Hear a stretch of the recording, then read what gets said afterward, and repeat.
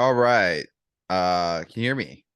Yeah, I can hear you. Okay, and I can hear you. So I think we're good and it's recording. So yeah, great. Yeah.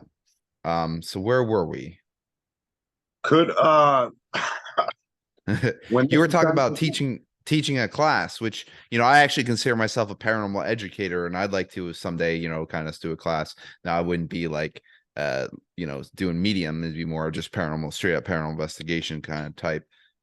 But yeah, but I think that'd be cool, to do a class on medium abilities, psychic abilities, um, I guess astral projection, that all that kind of stuff. yeah, it would be quite interesting to be able to teach people how to hone their gifts, to help them further their gifts, to become stronger in their gifts. Yeah, so do you subscribe to some people have the gift and some people don't kind of thing? Or can it be a learned thing or a little bit of both?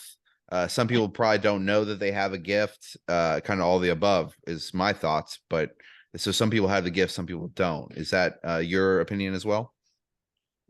Some people, I agree, but I also disagree with what you're saying. Some people can be born with the gift. Some people have the gift, but yet there are some people that have the gift of it, but some have the gift so heavily that they literally conceal themselves from the public. I have a woman I know. She, ironically enough, she's a bounty hunter down here, and she can go out in public, but unless she can't go out in public unless she's got her man with her, because her Okay. empathic ability is so strong that she feels everybody around her. So Yeah. she has to keep herself confined to a So she, house. so other people who have this ability, can they can sense it from other people? Like if they have the ability. Yeah, because I've been to Paracons where I've walked into a room and out of 300 people that were in there, there was 200 or there was 150, 354 psychics in that room. And I walked in and I could hear them. And apparently, looks like somebody else was trying to come into the meeting. Hang Hmm. on here. Let me find out. Let me see if I can do something real quick here. Okay. I went out of 153 people, I could hear all of them talking in their head, and I verbally out loud said, "Shut up!" Yeah. And everybody in that room went dead quiet, and their So mind went quiet. I was like, "What the hell?" Come to find out, I was the strongest psychic in the room. right. So it's kind of like the movie Bones and All, but instead of cannibals, it's psychics. Yeah, I'm downloading Messenger real quick on my laptop so I can share the link that you just sent me to someone because they want to chime in on the meeting too. Because Okay. when I had it on my, if that's okay with you, Yeah, who's this? Someone you know that yeah, let me check real quick. It happens to be Sammy Earl, matter of fact. That's funny okay. Yeah, bro, have him come on in. because I don't want to interrupt the meeting on the phone here. Yeah.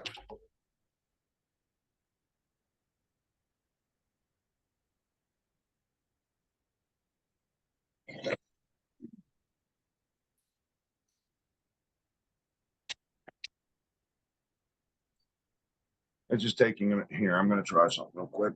Okay. I'm going to go over to my messenger real quick. I just had to shorten the window.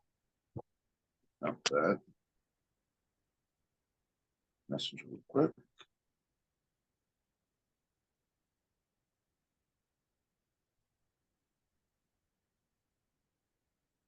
Okay.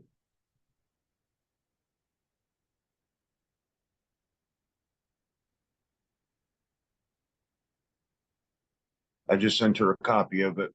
Okay.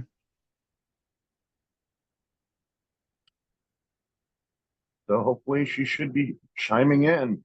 All right. Well, we can just keep talking until then and then we'll go from there. But Oh, earlier you had talked about not using tools and stuff. I do like to ask people what they think about phone apps. I Oh, actually just the other day saw that there's a new app that was getting lots of downloads, and so I downloaded this. It's like $4, but it's called Spirit Talker. I haven't played around with it, but I was excited about it and I got it, and it seems kind of like almost all the other apps. And I don't know if it's necessarily good, but they also seem to be advertising for other apps within the app. And I don't know how useful it is, but what's your thoughts on apps I on the do have some phone? the phone that I use. I use here. I'll get into my main window here. I use ghost hunting tools, which I've been using for a couple of years. Yeah. I use Ghost Tube SLS. I use Ghost Vortex, and I use Lavix Ghost. They're like Ghost Okay. Bot. They're actually pretty good. I don't. It's not that I don't like using apps. There are times that I very rarely ever have to use these, but when I'm in an area that I'm honing on in on something, I will pull out my ghost simulator, and what it does, it'll sit there and say certain words, and like think Ghostbusters, the AKP meter, The where PKE, it shows, yeah. yeah, it shows the levels going up on it. Right. That's what ghost hunting tools is. The Okay. simulator is. It's actually really good. Now, does it actually try to measure psychokinetic energy? Yeah, it's actually quite interesting because there are certain areas I've went in. It'll go up it'll go up, the levels go up a little bit. The other day, we live down the street from where there used to be a house, and I was walking past there coming back from the store, and I turned on my app. Well, just before was walking, when I walked past the area, I walked into it, and I kept seeing somebody poking out from behind the bushes. Granted, yeah, there's areas that homeless people can hang out, but this was too translucent to be a person. I'm like, is there anybody here that wants to talk right now? Anybody that wants to come out and say hi?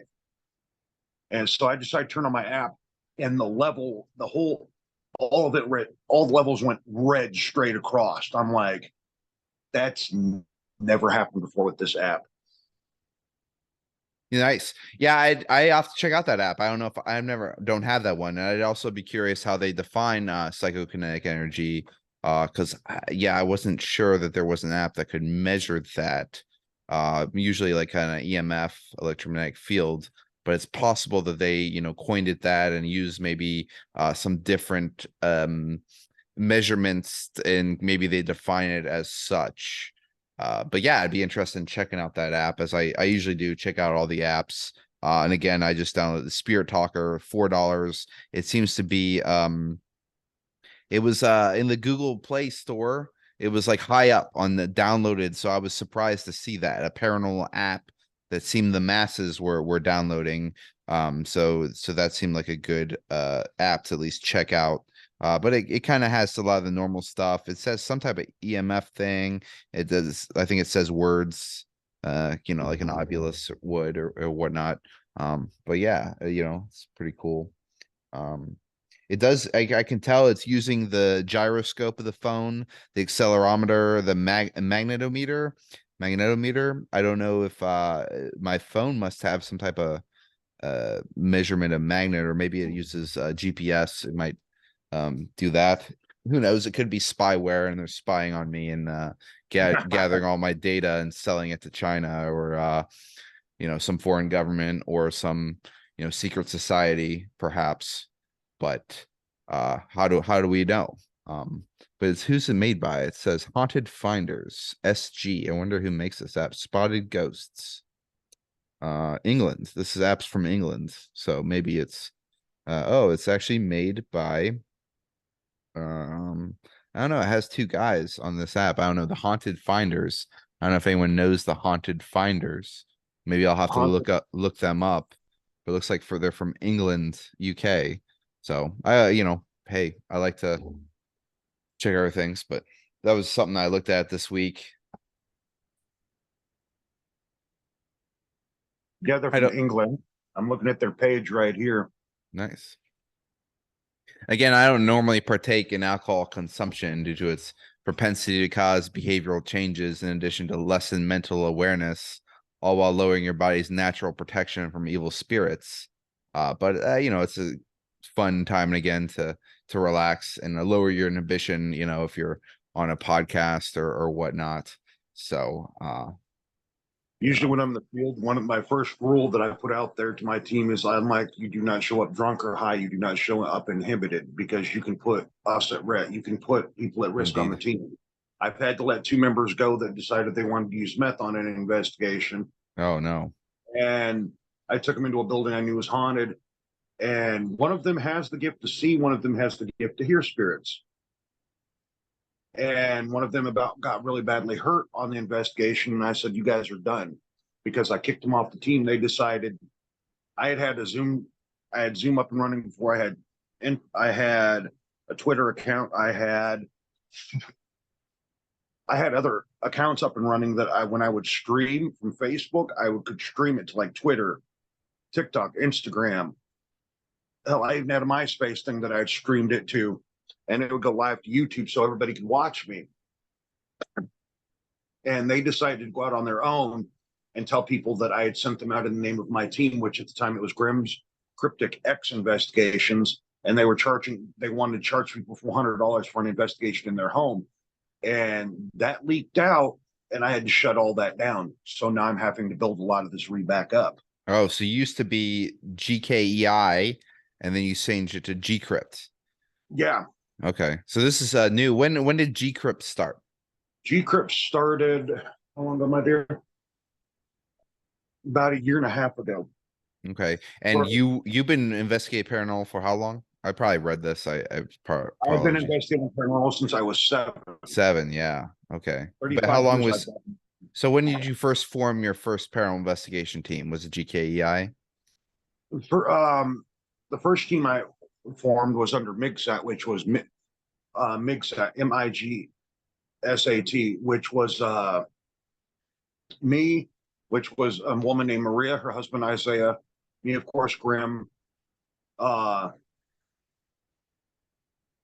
Suzanne Grum, she's out of Jacksonville. She doesn't do much investigating anymore. She retired from it. Ashley Abbott, she's part of my team out of Cornish, New Hampshire. Mm-hmm. She's still active in it. She's part of another team, but she's trying to pull away from it. Then when I had found out that Maria was was comfortable with her husband messing around with 15-year-old girls and getting them pregnant, that leaked out on Facebook. In my tech, I found out that he was a meth addict. So all that leaked out. I'm like, oh no. So I shut MIGSAT completely down. I disbanded it and started doing stuff on my own. Yeah, just on the awful. Rim. And then my cousin came into play, Garrett. He came to play. He's a sensitive. And then started out just him and I. And then, of course, my wife, when she was up in Tennessee, I brought her into it that way. Then we have another friend of ours his name is Tyler. His field name is Tyler Van Durden. Where we came up with the name Tyler Durden was Fight Club because his first name is Fight Club. Yeah, Tyler Durden. That's clever. Yeah. My wife's name is Lori, but she goes by Silver Shadowlight Grimness because everything she wears is pretty much, she wears silver. She'd had the nickname Silver for years. And then Garrett, we don't put his name out. He's on Facebook, but his field name when we're on investigations is Garrett Wildman Hunter because he's from here. He grew up in these backwoods of Panama City. So he knows the area. So we were calling him Garrett Hunt. I was calling him Garrett Hunter at one time. And and we were on an investigation. And it was funny. I was sitting there, said, is there anybody here that wants to talk at all? Anybody that wants to say anything at all? And it came through my recorder on my phone. Say hi to Wildman. I'm like looking around, and my cousin Garrett happened to be standing right next to me. Last thing I knew is he was across the field doing his own little thing. And I said, Wildman? Yeah. Next to you. It goes next to you. I'm like, that's how his name was born. That's awesome. Wildman Hunter. Yeah, that's a really cool like origin name for your, I guess nickname. That's cool. I go by Joseph Grimm, or I go by Grimm's Night in the Field. Grimm's Night in the Field. And how'd you get that name? Night because well, when I was active with the agency, I was active with my name. My name field name was Grimm's Knight because well, Grimm of my name and Knight because when I was a damn good chess player and I always used my knights on the board, and of course I prefer the nighttime because Oh, I I was a was knight. yeah, I was thinking night as in like day night, but you're saying night like a knight with a shield. But where Grimm's Knight originated from, I was called Grimm's Knight when I was in my teams was because of Grimm and because I was a big fan of Knight Rider. Okay, oh, so it is night. Like oh, night. So Knight Rider, yeah, Night of the Living Dead, kind of all these things with night. That's cool. Yeah. Because I'm a extreme, not horror junkie, I'm an obsessed horror freak. I love horror movies. Likewise. Anything So good? that's Anything good lately? I've this year I feel like has been bad for horror movies. Would you agree or disagree? yeah, I would. There was one horror movie I saw a while, not that long ago. I'm bringing up my Amazon Prime and seeing if I can find it. I thought Okay. it was kind of Halloween Ends. Matter of fact, the Okay. final Right. saga in the Halloween I haven't franchise. I haven't seen the new trilogy yet. I know I suck that I have not seen it yet. But the first two are my I love the first two. And I've seen a couple of others. I'm due for a rewatch and probably go through. So it sounds like you're a big Halloween guy. So as someone who loves the first two, like they're I hold them in high regard. What do you say about the rest of the franchise? Because it gets kind of convoluted and confusing. But where do I go? Which ones do you agree to be part of the franchise? Do you like them all? Is there some that are better than others, etc.? Halloween. Let me do this. Yeah, Halloween. I loved the first one that came out back in the day. The very first one that was good. yeah. John There were Carpenter, the original John score, Carpenter. one of the best horror movies, probably the OG, the original slasher film. I mean, I can't Yes, say enough good about Freddy it, right? Krueger. Freddy Krueger. He did Freddy Krueger. He did one of my favorite Who? franchises, Wes which was Craven. yes, Wes Craven, yeah, Wes Craven was good. John Carpenter was good. But yeah, Halloween was actually, if you think about it, was the first massive horror movie to come out. If you think yeah. about it. Excuse me, 1970. Um, the that was very before. first ever horror movie to come out came out in actually 1890 in the 1890s. The Oh first yeah. ever Well, horror I movie. mean, the first one I know is Nosferatu, which was 19. I don't even know, There was but one that came out I'm sure there's long one before before. that. But 1922 Nosferatu is the earliest one I've known. But of course, I'm sure there's one before that. Hang on. The only Halloween I did not care for was Halloween 5. Halloween 5. Okay, I haven't seen that one. Which one's that called? Halloween 5. Halloween, let me go back over here. Now, is Um, Halloween 5 a direct sequel to 4, or kind of. It was is that the one that has like a director's cut and two versions of it, or is that a different one? Revenge of Michael Myers, is that it? yeah, no, it wasn't that one. Which one was it? I'm looking at here. The one where the kids put on the masks and then suddenly you see them turning into bugs. So I don't know. I've seen the first two, but I know the Season of the Witch, the third one, doesn't have Michael Thank Myers. you. That Okay, one. It wasn't five, it was you don't three. like you don't like 3 because yeah, it doesn't.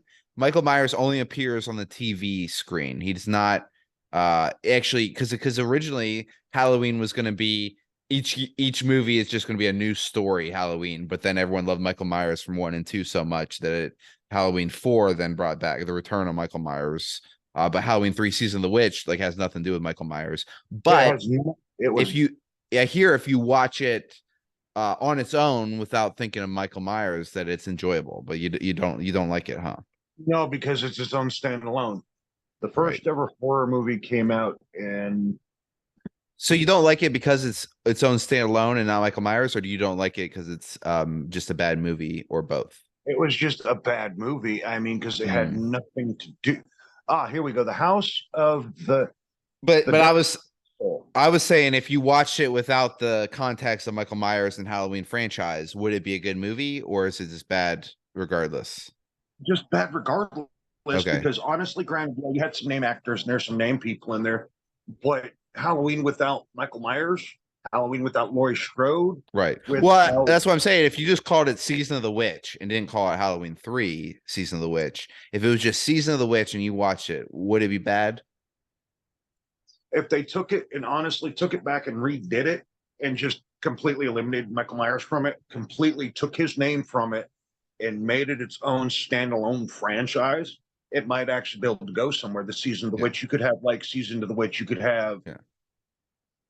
you could have it where the person, I think it was a guy and a girl that survived it all at the end.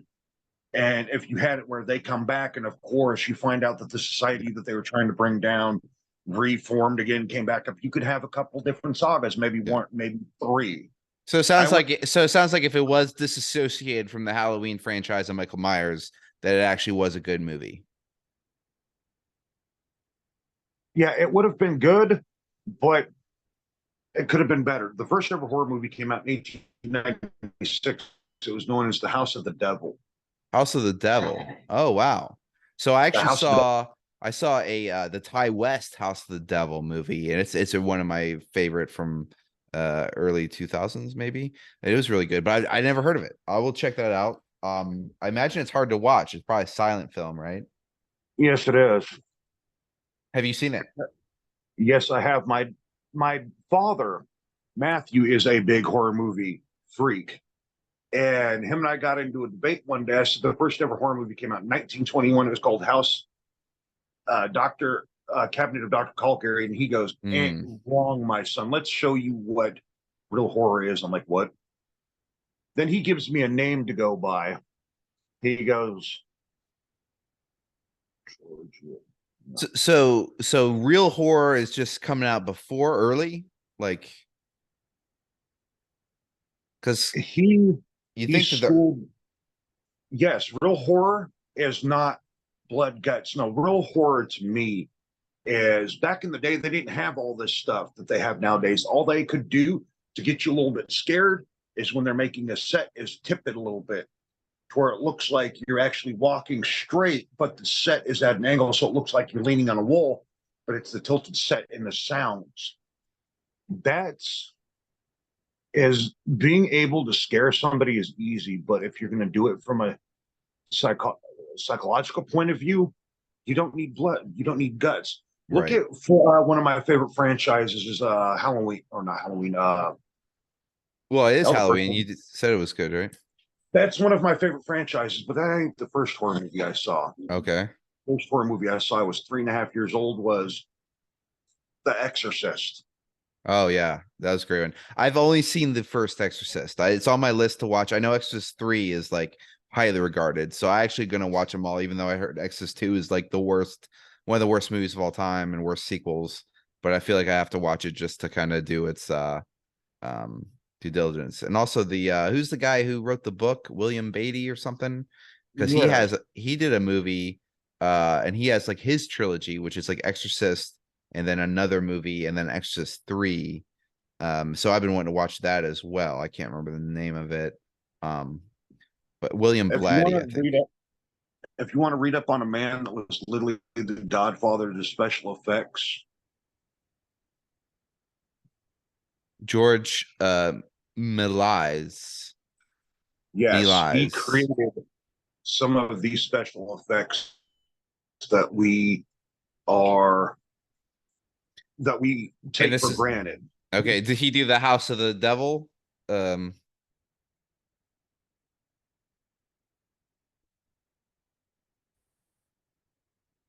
Here, I his name.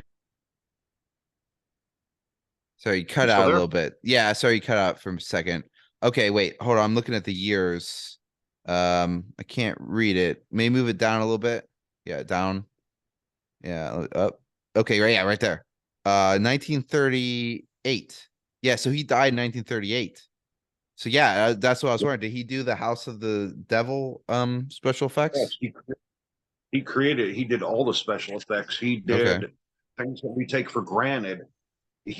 some of the greatest, one of my favorite franchises from after I watched The Exorcist was Halloween. Then of course was Friday the 13th. Then after that, I ended up getting into Freddy. Then after that, I got into Hellraiser.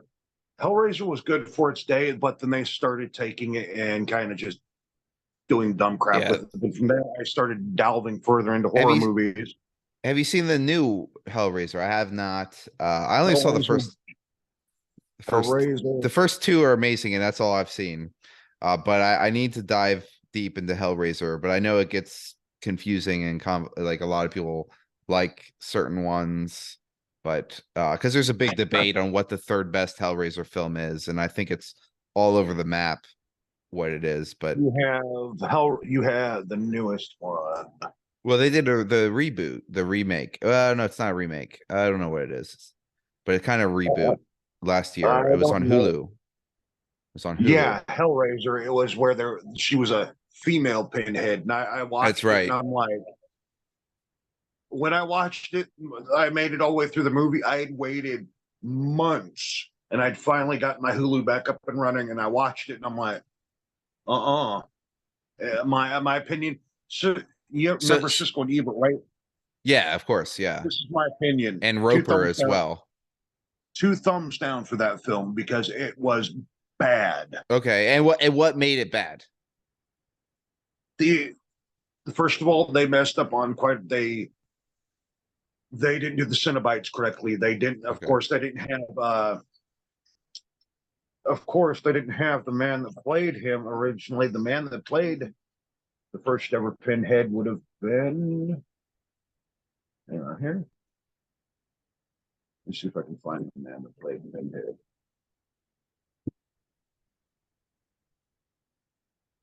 Hellraiser.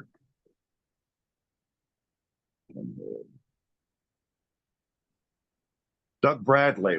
yeah, Doug Bradley. That's right. They didn't have Doug Bradley in it, and Okay, to me, on Doug Bradley did every single one of them, just like Freddy. Robert Englund did all of them, except when they did the remake of Freddy so Krueger. They had so a if the new one had Doug Bradley, would it have been good? yeah, it would have been better. Okay, It would have been so much better when they did the new Freddy movie. They ended up bringing in Jackie Earl Haley. We know Jackie Earl Haley as a Rorschach from Watchmen. Watchmen. Yeah. That was the Freddy that was him that played in the Freddy movie. Okay. Yeah, Robert I'm. Englund actually chose him to Huh. play him. I did not know that. Did he? Do you think Robert Englund specifically chose someone who would suck at being Freddy just to make himself look better? It's funny because there was a Q&A a while back on Facebook. I cannot remember where it's at. It was live. It was at a HorrorCon. Of course, they had Robert Englund on stage. They had Jack Earl Haley there. They had some of the people that are still around from the Freddy movies, and they were answering questions. And I came across and I asked him. I said, "Did you choose?" I had to type my. I was here in Florida, of course, but this was over in. I think it was at some horror con.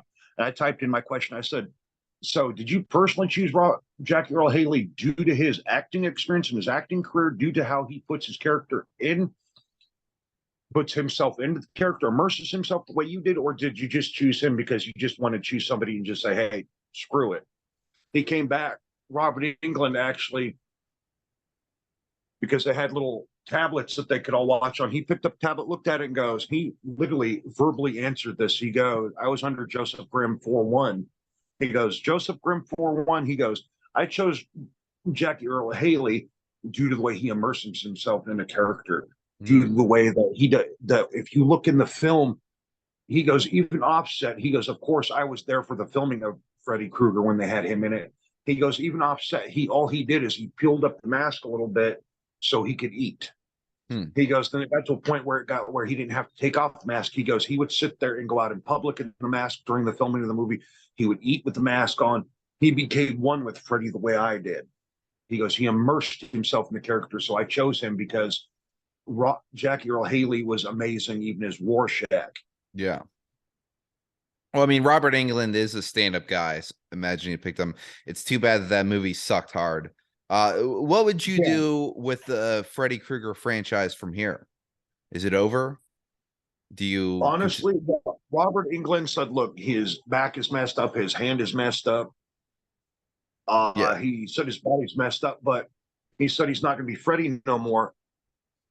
Honestly, remember Freddy versus Jason yeah, when you I literally do. see Jason Voorhees walking up out of the lake, and you see him holding Freddy's head, and you watch Freddy just go Wink. wink. Yeah. No, it's not done.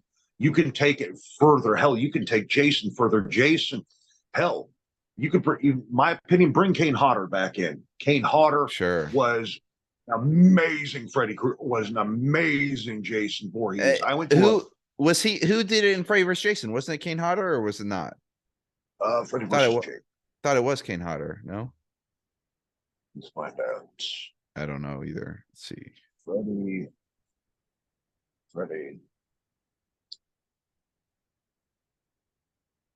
Let's see. Ken Kurtzinger. So it wasn't Kane Hodder. Was Ken Kurtzinger not good as Jason then? Because he was in a Not, couple of them, I think. Yeah, he was in let's see. Maybe it now, if was you want to bring in, you want to bring in an actor that could do a damn good Jason. Hang on here. I'm sure there's a I whole have an bunch of idea. actors that could be Jason though, right? Because it doesn't really, it's not like Freddy where he talks. Because you don't have to talk if You you're want Jason.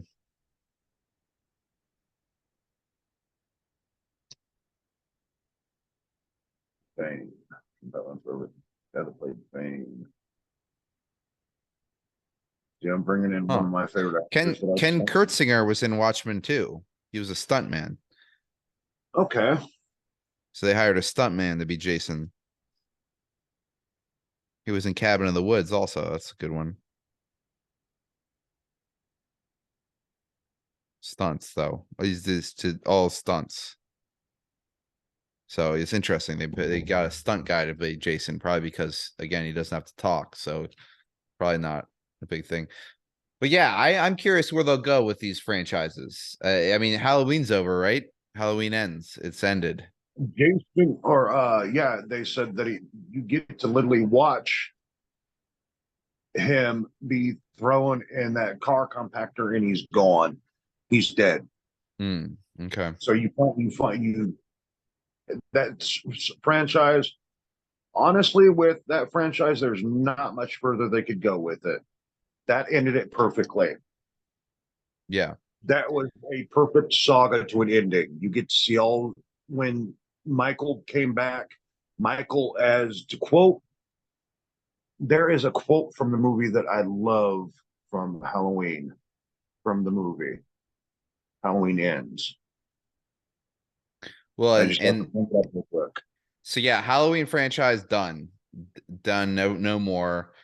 Jason, you said we say can continue, but what about Freddy Krueger? Is it done? Or do My we keep opinion, going? no. Okay, They but could keep no going Robert with it. England. So who plays Freddy? It's a good question. Yeah. So we think we need to recast Freddy. Who would you pick if you could think of it as someone you'd like to see Here play is Freddy? the quote from. Hang on here.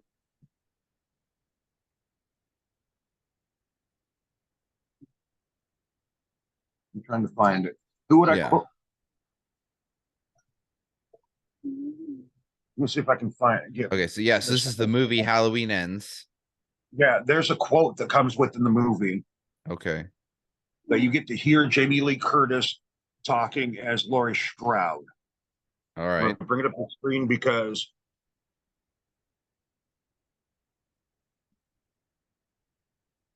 there's a quote from the movie that Michael Myers was an interesting character because he took Freddy was the killer of our dreams. Michael Myers now brought our nightmares to life.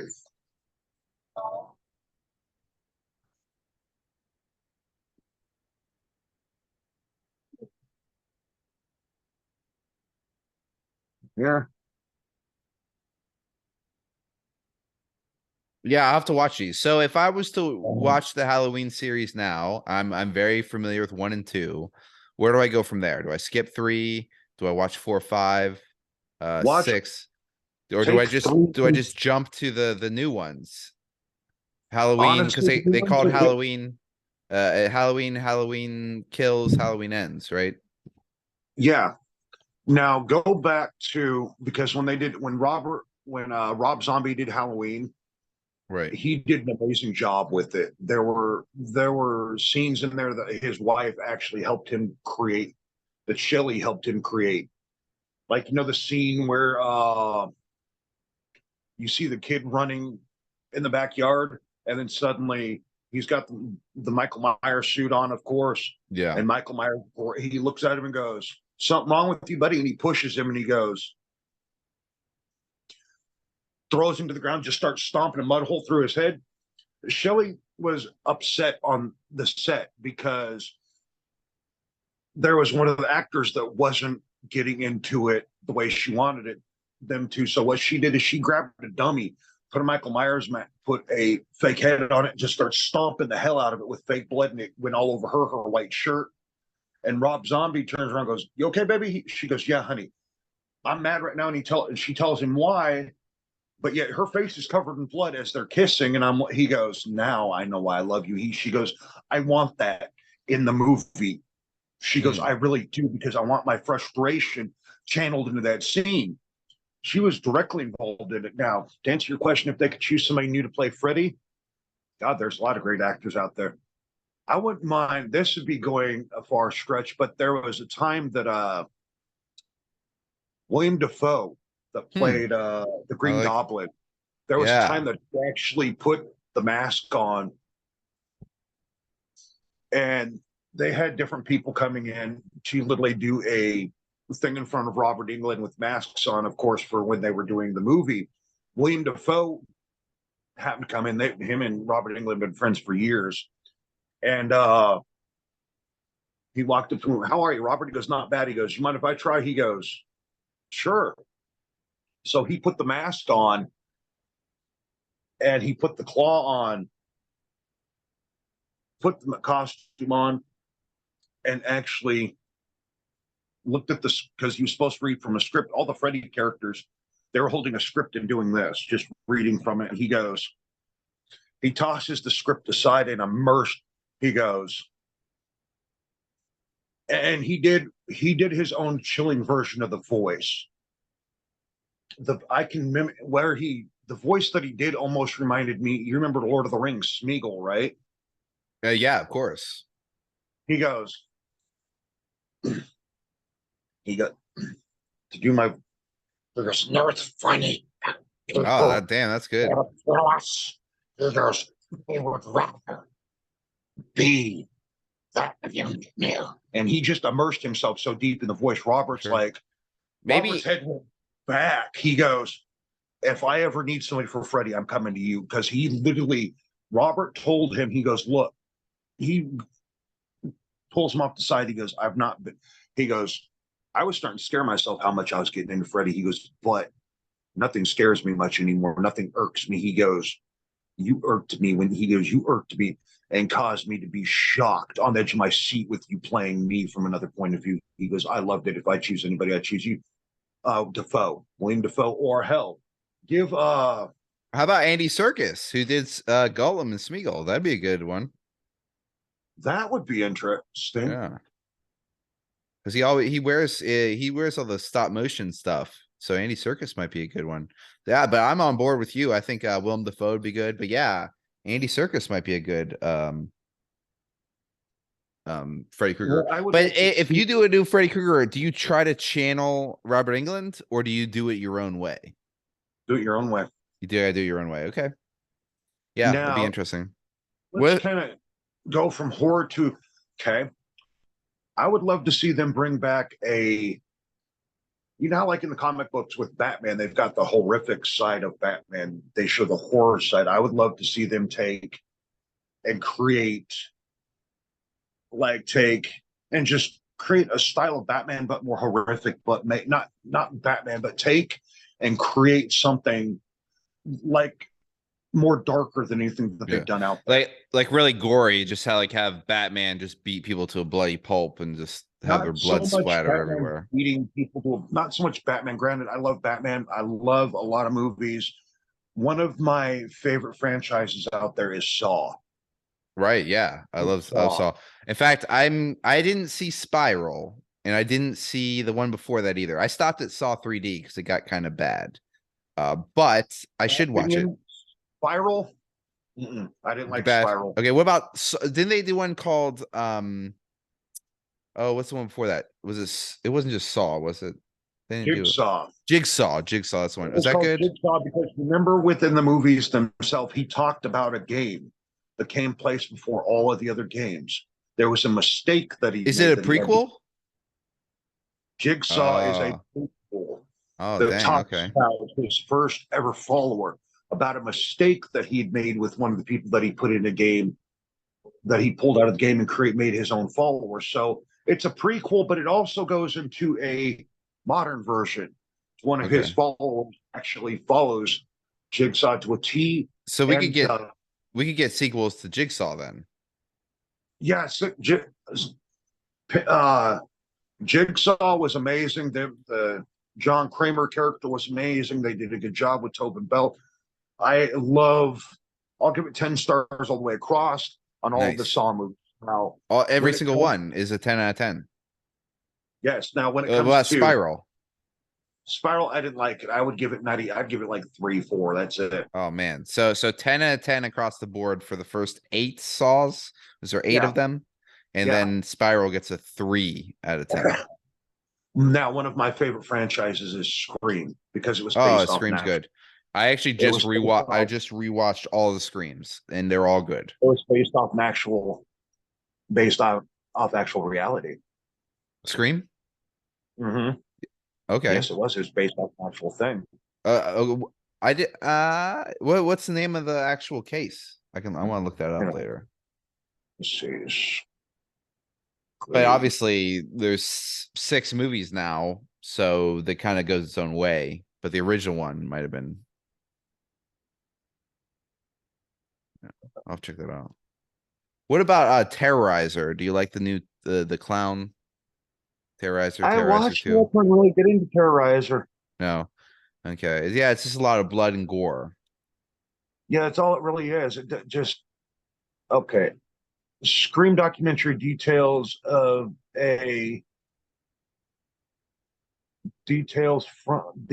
real killer who inspired the original movie Scream. Okay, it's called Scream, True Story.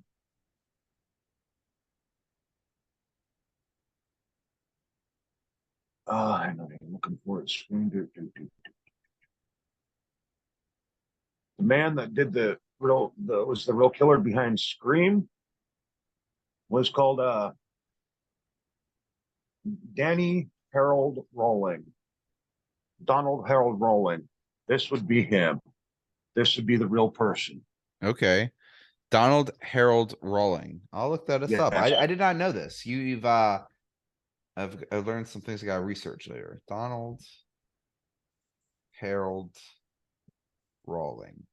Now, when it comes to anything true crime or anything that movies are based off of, I go deep into it because behind my name, I hold a master's degree in criminal psychology. Oh, cool. And I was going to Quantico at one point to work with the BAU2, which is Behavior Analysis Unit 2, focuses on serial killers and things of that nature.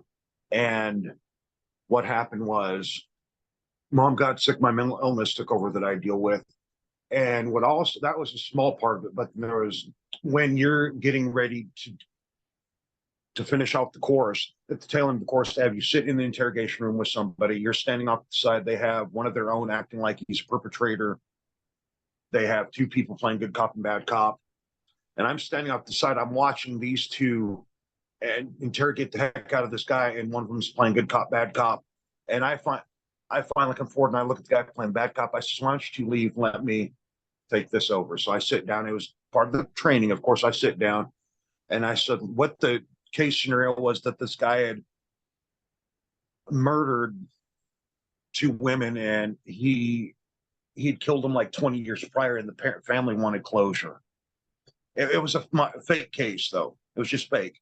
It was a fake And case. Oh, yeah, this is in what the it was, class. In the class. yeah, it was in the class. So, Okay. and it was an FBI agent portraying the role of a perpetrator. So I said, look, I'm sorry for my colleagues. He goes, you would be, and I'm FBI trainee Joseph Tanberg. I'm here just to understand you a little bit more. He goes, I said, I stepped outside the room. I said, can we get this guy something to eat, a drink or something? And they brought it in. Of course, I was the guy that was just trying to be the human version of them. Treat them with human. Like if you're torturing somebody, you ain't going to get crap out of them. You're going to get more out of them by showing them humanity, showing them a nice side. So I sat there and did that. And I said, look, and he, of course, part of his script was to say that his wife had died, his son had died. And I put my hand on his hand to say, look, I'm sorry for your loss. And as soon as I touched this guy's hand, I managed to look into his mind and see that he was an actual child molester. Even Oh though he was man. working with the FBI, he was using the FBI to cover up his crimes. I pulled my hand away instantly, and I stepped out of the room real quick and walked up to my guy that was training me and said, look, if I give you a few names, can you look into him? He goes, what happened? I go, just trust me, please. So he did. And he found out that the names were actual kids that had went to the local cops and said they'd been molested, but it didn't go very far. He said, how'd you come by this information? I didn't bother telling my professor or anybody in the course that I have the gift of psychometry where I can touch things or people. I didn't bother. And I said, this is how I came by it. So they looked into it and actually had determined this guy was a child molester. So that's looking at this guy being able to do that, to use his actual job to cover up that he'd molested over 100 kids over 10 years. I didn't want to be part of a system like that. So I completely walked away. I gave up an internship because I didn't want to do it. I'm not going to have my name tied to something like that. So that's why I dig into the true crimes I do. I also dig, my team and we dig into missing persons. We're involved in a missing persons case right now. The woman, her boyfriend was charged with murder, but they never found the body. So we're involved with one of the PIs that has been involved in it a while. And we're helping him out, figure things out that he may not be able to figure out by regular means. I've even talked to the police on it. And the police, a couple of the cops scoff at the fact that that I'm a spirit medium. I've even had a couple of them when I've talked to them on the phone, almost feel like they were interrogating me, how I was getting the information. One of them sarcastically goes, so are you getting the information from so-and-so, from her spirit or something? I went, no, I'm just getting it from feeling. No, I'm actually getting it from her spirit. I said on the phone, I said, look, you know how you supposed to charge your boyfriend the crime? He goes, yeah. And I go, he sent you guys' asses up to Alabama to do some digging up there. The body's not there. He goes, how do you know that? I said, because her body never left the town that you're in. He quickly goes, I got a meeting I got to go to. And he rushed off the phone real quick. But the PI that we're involved with, there's online, it mentions that this woman was last seen by this silver gray car. That's all it mentions. But yet this PI we're involved in goes into further detail about the car. He gives things that, why wouldn't the cops have this?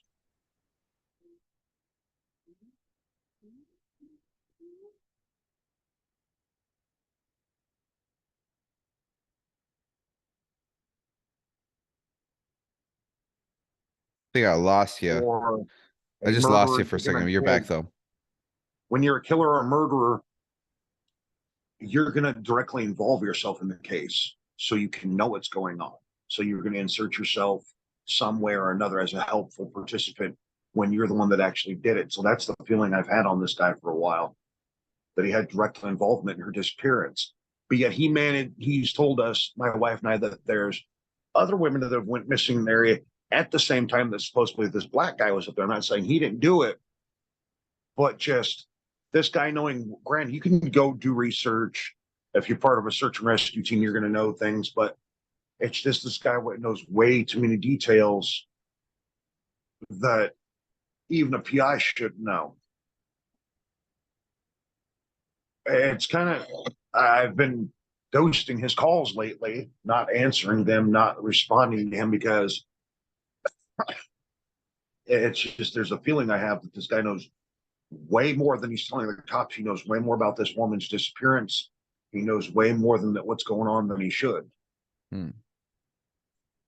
Yeah, well, that's incredible. Definitely keep up that work. And I mean, any way that you can solve a cold case or, a murderer, pedophile, regardless of how you get the information, I mean, you're doing great work.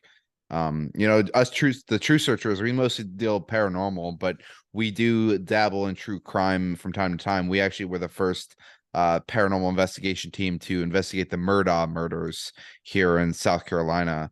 And we found some evidence and handed it over to the authorities. And we think that we had some contribution that led to him getting found out. But I don't know. I watched the documentaries and didn't see us mentioned, which was kind of disappointing. But we did a spirit box session, and Alex Murdaugh came out, and we found a shoe print that we think might have been Alex's, and he was the one who did the murders. So, but yeah, I definitely into true crime. So that's awesome, and I wish I I'm had looking at those. the Murdoch molders now. I've actually heard of them. Yeah, it's a big national news down here, South Carolina. And they got like HBO documentary and a Netflix documentary, and there's a good podcast I listen to. I think it's called The Murdaugh Murders with McEnany. Let's see. Murdaugh Murders.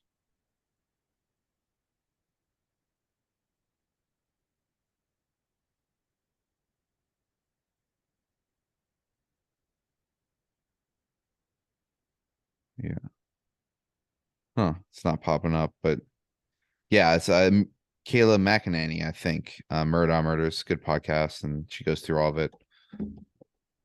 Oh, another thing I meant to bring up. Did you see that Carmela? They're coming out with a new monster cereal. Carmela Creeper is a new monster cereal, the first character in 35 years.